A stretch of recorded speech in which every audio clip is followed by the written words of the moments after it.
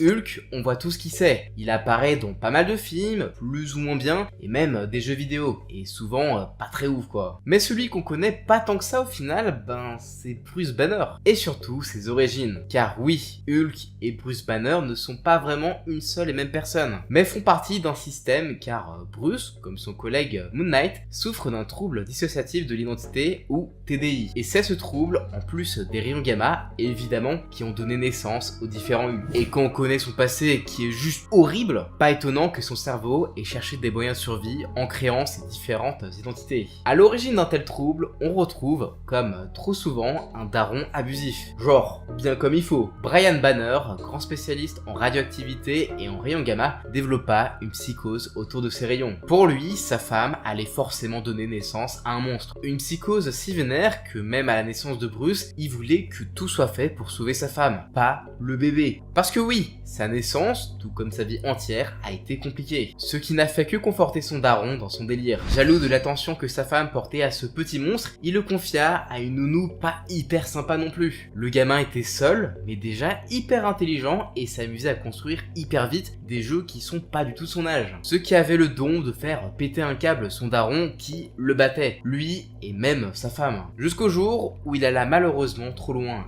et tua la mère de Bruce, la seule personne qui lui avait donné de l'amour. De quoi vous briser un homme, non?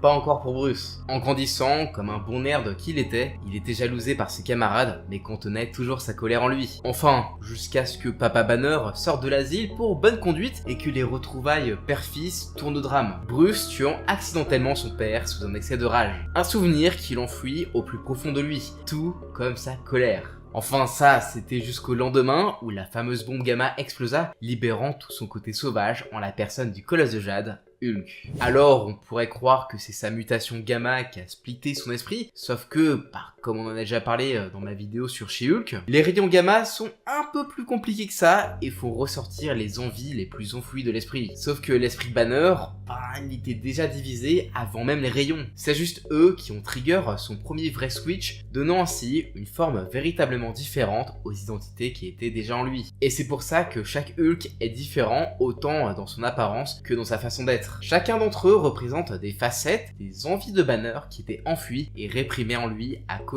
de son passé bien traumatisant.